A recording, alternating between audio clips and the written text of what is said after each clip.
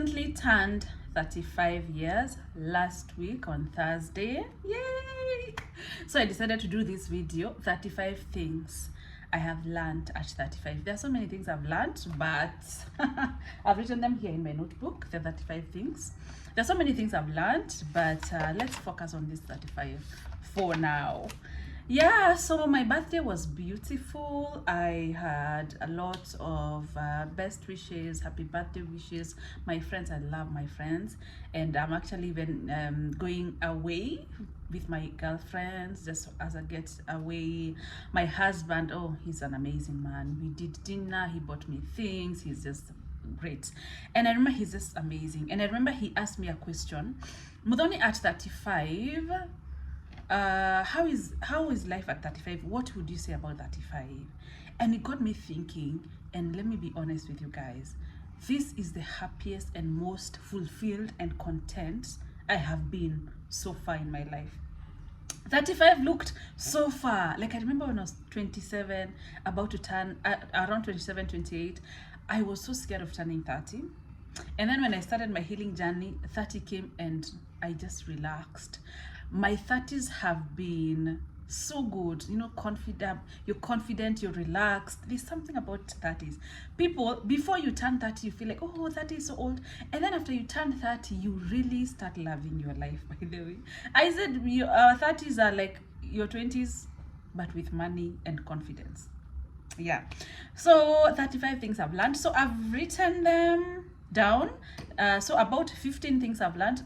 15 things are about relationships, things I've learned about relationships and marriage. And then about 5 things are about things I've learned about finances.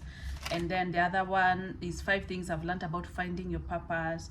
And then about spirituality, about healing, and about you as a person. I hope this is not going to be a long video. So yeah, let's get right into it. I've written them here, so we see me reading just now. I'm reading from my notebook. Relationships. Number 1. Show up the way you would want him to show up. You know how we want a particular thing. I want a good communicator. I want my husband to communicate. I want him to do this. Show up in that way. Show up the way you want that person to show up. Be that example. Yeah. I won't explain this. I won't explain them so much. I'll just, because there are so many, I don't want this video to be extra long. Number 2, you are not for everyone, and that's okay. Number 3, the fact that someone is not attracted to you does not mean you are not attractive. Number 4, know when to quit. Own the power of walking away. And number 5 is also on that point. You know when to quit when all hope that the future is going to be different is not there. When you don't have any hope that the future will be different, that things will change, that's when you quit. And then number 5. I learned this after I got married, and it's a game changer. He did not marry you because of what you can do. He married you because of who you are. Oh, game changer. A lot of times, especially as when you get married, you focus so much on doing things, on being a wife, that it's very easy to lose yourself as a person. And before he married you, he did not know what you can do. He did not know your motherhood skills, or your cooking, or whatever skills, your cleaning skills. But he married you anyway because of who you are. So don't lose yourself while trying to prove you are the best wife. Another thing is, you cannot talk your way into attraction. This is number 6. You cannot talk your way into attraction. You have to do things back to attraction. Not asking, why are you not attracted to me? You don't touch me nowadays. That you cannot talk your way back to attraction. You work your way back to attraction. I do that with my private clients. Another thing is, cancel it if your gut tells you it's wrong. If you feel your instincts are telling you things are not okay, if you have any doubts,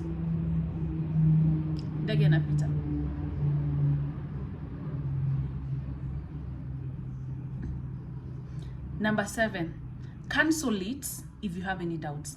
Whatever it is, that wedding, that meeting, that phone call, whatever it is, but you feel you have doubts and you feel your instincts are telling you this is not good, cancel it.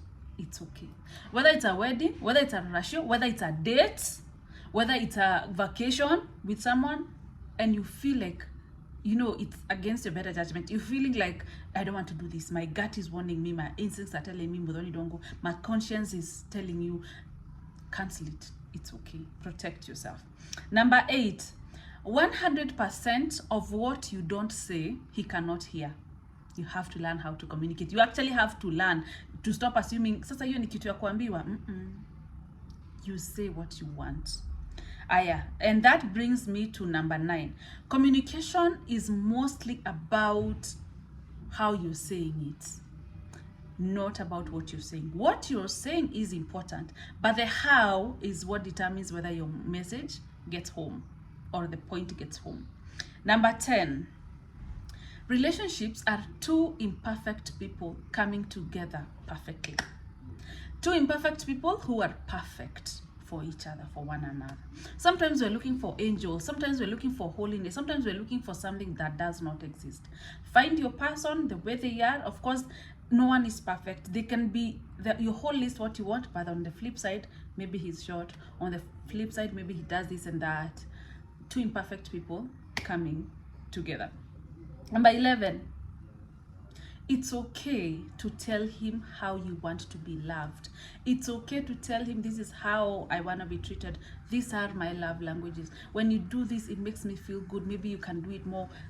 Tell him how you want to be loved. Don't just assume. He has not dated you before. He did not date you in another life. He had not married you before. So tell him how you want him to show up. And like we've said, communication is not just what you say, it's mostly how you say it.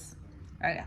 Number 12, do not betray your values in the name of love.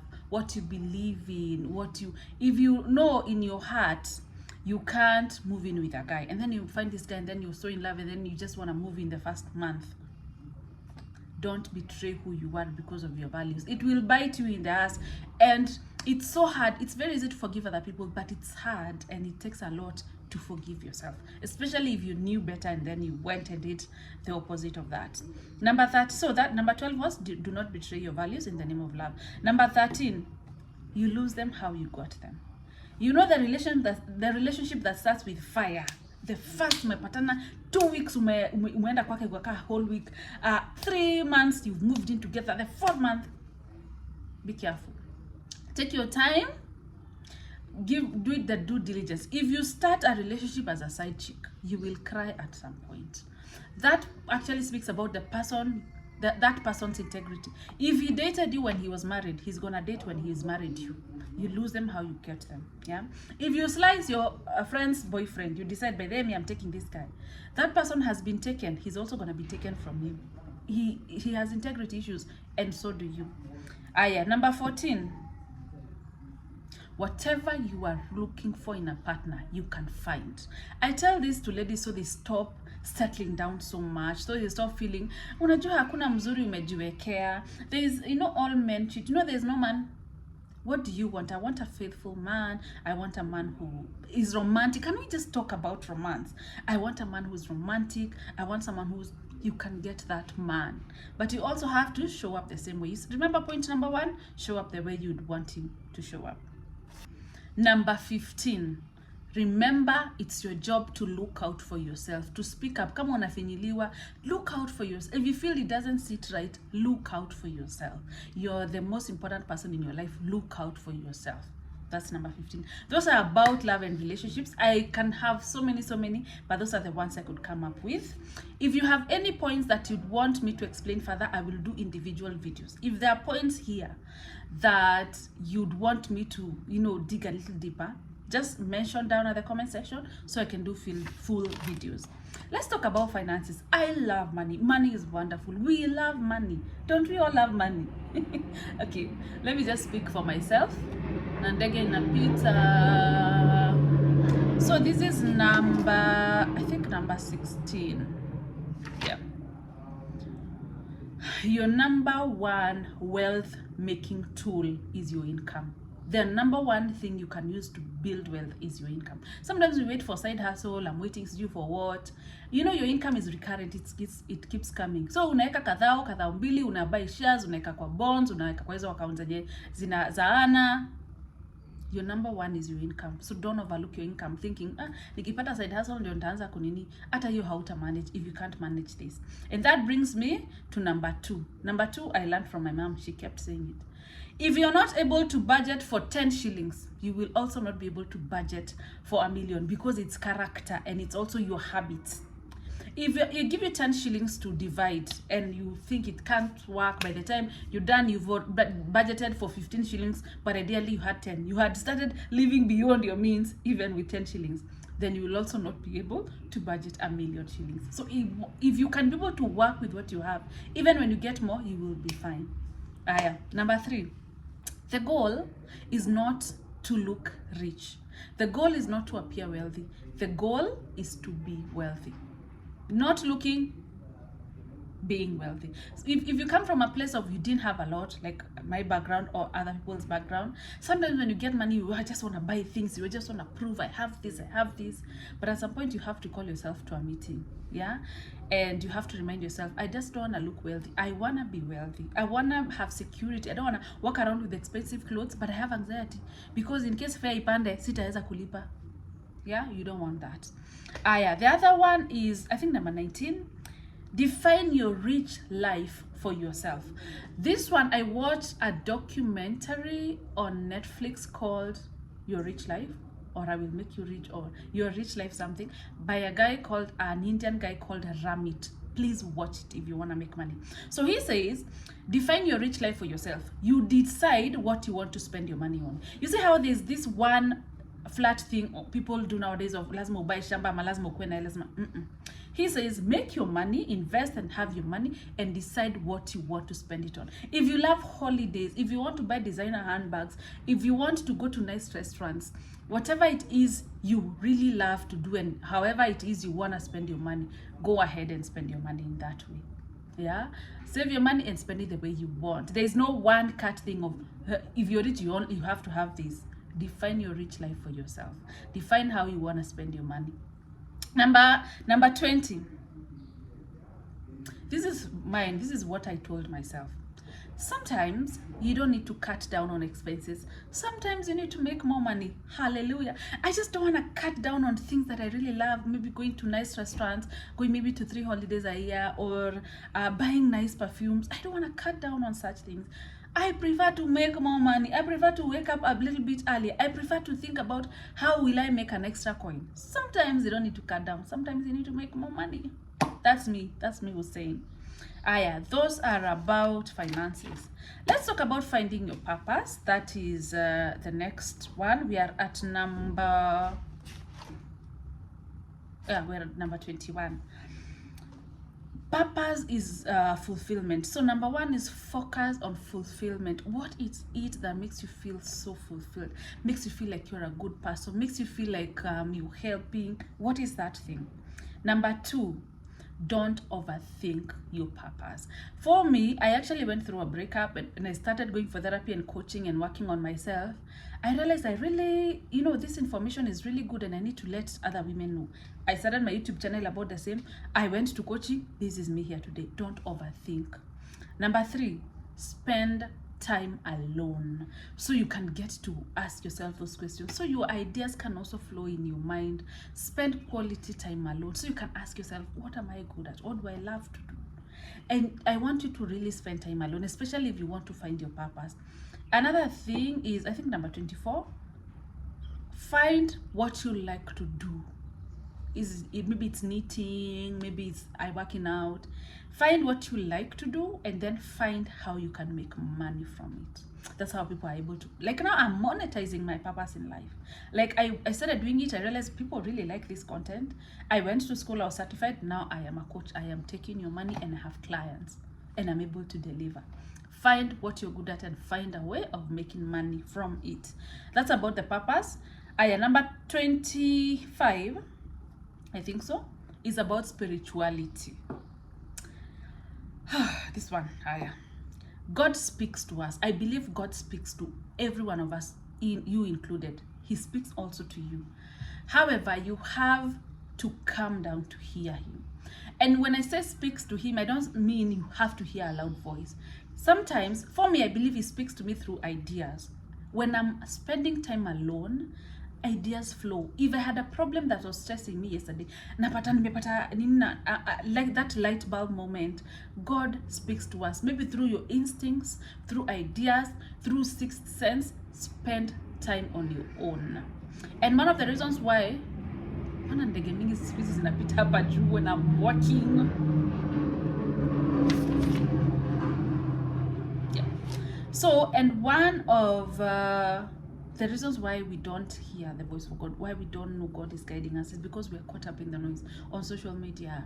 Umejaa kila umeenda clubbing, umetoka clubbing, umejaa na watu kwa nyumba. You don't get time to spend alone. So the ideas, God speaks to us through silence, can flow in your head. Some of the ideas actually I do here, sometimes I feel like it's God giving me ideas and guiding me. So calm down, relax. Let God guide you. Let him give you ideas. Let him guide you through your sixth sense. Let him give you, even through your instincts, through your conscience. Yes. Another thing is about spirituality. Create a personal relationship with God. I am not churchy, you guys. Sometimes I don't go to church as much. I hope Pastor Wangwasi watch a video. But that relationship where now when I'm maybe here seated working, I tell God, thank you for this. Thank you for guiding me. I pray for this. Having someone to walk with you through the day, depending on God. God is dependent. You can depend on him. And for some people even who come to me and tell me, Muthoni, I'm so lonely during my sessions, I have to tell them to cultivate a relationship with God or something greater than yourself. Yeah, so you stop feeling like you're alone even when problems come. So you know God has your back. Another thing about spirituality is to always trust God has you. And I tell this to my clients.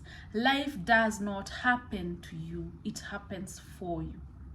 You just have to look through whatever it is that's making you question a lot of things, or that making you feel bad, and look at the lesson. Look at that, how that thing could have happened in your favor. That is about spirituality. I think we're at number 30. I think almost 30. Now, the next thing is about healing. Oh my God, there's so many lessons. Healing. If you're healing from something, you're going through pain, you're going through a breakup, you're going through a friendship breakup, you lost a job, you're just healing from childhood trauma, you're healing from something. Number one, the first thing is you have to accept that you have a problem. Healing, you have to pretend it doesn't hurt. That's number one. Number two, you need to heal while being kind to yourself. You cannot heal while you're shaming yourself, being so hard on yourself, feeling I'm so stupid, how could I not know? You heal from a place of, when I know better, I do better. I did the best I could with the information I have. Now I know better.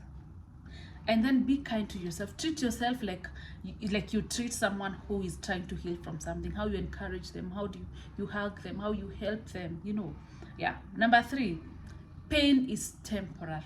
Even for people who are suicidal, sometimes I get clients who tell me they've been suicidal. I have to remind them, imagine it's temporary. That pain you're feeling, a year from now, 2 years from now, or 6 months from now, you will remember you went through pain, yes, but sometimes you cannot even remember what it felt like because it's very temporary. Pain is temporary. You just have to work on yourself, work towards healing that pain, being intentional, taking a day at a time, being compassionate to yourself. Yeah. Another number 4, nimesema time is temporary. Number 4, time does not heal all wounds. It doesn't. Why do we say time heals? It doesn't. Even when you're cut physically, you have to go to hospital to get stitches or to, get medical attention. So even in emotional healing, if you're going through healing of any, you went through a breakup, you're going through childhood trauma, you lost your healing, come so I can hold your hand. I have my packages about emotional and mental wellness. Yeah, it doesn't heal all wounds. Come to the doctor, come so I can guide you, so I can show you how to heal. And sometimes people say time heals all wounds. That's why you find someone, you broke up with that man 5 years ago, you've never moved on, you've never recovered, you've never dated again, because time doesn't heal all wounds. Working on the wound heals the wound. Yeah. Another thing about healing is not linear. Some days are good, some days are bad. Sometimes you feel bad, sometimes you feel good. But so long as you keep doing things, healing things, or things to move you forward, you're okay. Another thing is, I think we're at number 30 now. Healing is hard because you need to, it's hard because you need to look deep down. You probably have to undo a lot of habits that you've grown up with. Sometimes you have to unlearn a lot of the things, and sometimes you have to learn new things. Sometimes you have to start afresh, scrap everything and start afresh, and that's not an easy thing to do. So be kind to yourself with your healing. Finally, I want to talk about you as a person, things I've learned about me as a person. Number one, of course, you guys know what I'm going to say. You are the most important person in your life, especially if you're a recovering people pleaser like me. You have to really think about yourself, because nobody will think about you. You have to think about yourself on your behalf, as much as you think about your children, about your husband, or about the people in your life. Yeah. Another thing, you show people how to love you and treat you by how you love and treat yourself. Yes, you show them by how you take care of yourself. I have an upcoming boot camp, self-love boot camp. I'll put the poster here. I will show you how to start your self-love journey, how to make yourself feel good, how to love yourself, and how also to show people around you also how to love you. It's a self-paced bootcamp. It's on WhatsApp. It's a WhatsApp community. So you guys, I have so much content, so much materials for you guys. I'll leave the poster here so you can sign up. It's next week, you guys, so you don't have time. Finally, create joyful and happy moments in your life. Your happiness is your responsibility. Sometimes I get ladies telling me, Muthoni, I'm so unhappy. Muthoni, I don't like my life. I don't know what's happening. It is your responsibility. That's why maybe you're waiting for external things. You're waiting for your man. You're waiting for somebody to, my birthday, hakuna mtu. Well, how about you? What did you do for yourself? I bought myself a gift. I don't know if my gift is here. No, it's not here. I bought myself a gift. I always do. And even throughout the month of Feb, I really just think about myself. Valentine's, I'm still gonna treat myself. I am married and I know we're gonna do something with my husband, but I still have to go an extra mile for myself. So those are some of the things that came to mind when I was thinking about this at 35 years. So if you are celebrating your birthday, if you celebrated your birthday with me, if you're celebrating your birthday anytime soon, happy birthday to you. Look at all the things you've learned at whatever age you are, and look at what you think. For example, when Isaac asked me, so what would you say about 35? And then I was like, by the way, I'm at such a good place. It's not even about money. It's not about, I just feel good. And I have enough support even at my house. My husband is amazing, you guys. He is. And I have supportive friends. I love my friends. I have good families. I have good family support. Think about your blessings. There are a lot of problems I can sing about, but those are not the things that come to my mind the first thing. Maybe because I've done a lot of inner work, and also because I'm a coach.